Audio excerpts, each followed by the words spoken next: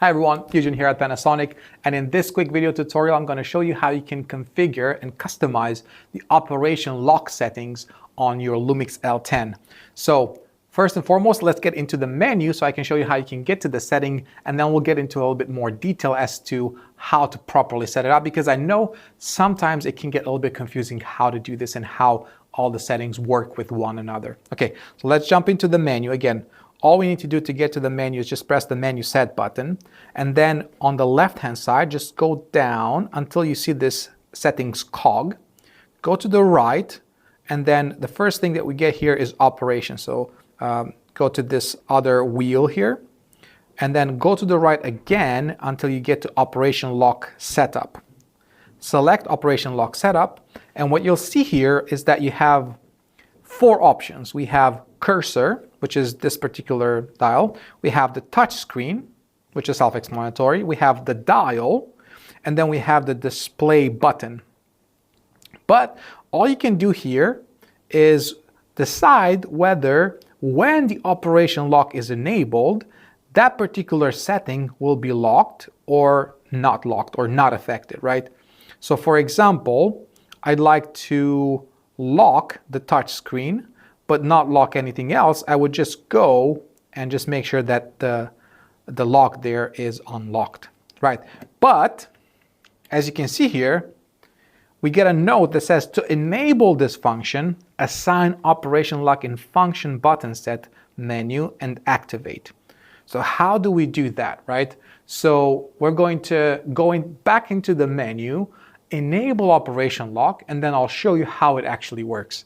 So we're going to switch back to the menu, and then if you go into is the exact same page, just a couple of rows down to function button set, select that. Then you can again, you can control this in all of the different modes. So you have photo, video, and slow and quick, and playback mode. So we're going to do this in photo mode because that's where we are now. We're going to select that, and then we're going to use this top button, this top video button. You can see here the red one. We're going to use that because I'm in photo mode, right?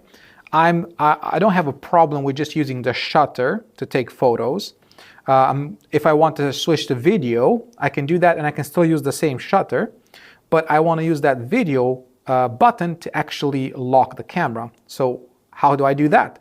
Well, I just need to navigate. Right now it's already selected, but if it's not, just so you know, you can use these arrows to navigate through all of the different options you have. I'm going to select that, and then I will select operation lock as the function that I'm assigning to that button. So I'm going to select that, and now I can see that option over there. If I head back again, I know that under operation lock setup, the cursor was unlocked, but the touchscreen and all the others were locked. So let's do a test. We're going to come out of the menu now. We're going to press the dedicated function button that we just customized, and you can see you get a note there saying operation lock. And now I'm going to try to autofocus with the touchscreen. Of course, you get a little bit of a flashing red message there saying operation lock, and we can't actually use the touchscreen. So all we need to do, there's actually two options that we can use.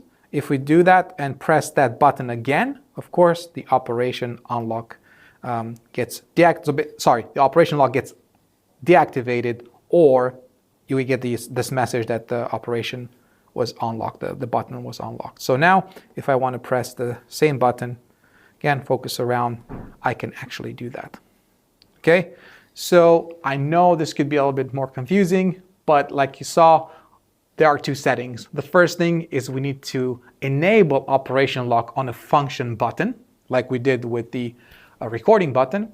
Then we can control what that controls, right? So we can say whether it's the touchscreen or whether it's another one of those other three options. So hopefully this helps. Thanks for watching, and we'll see you in the next one.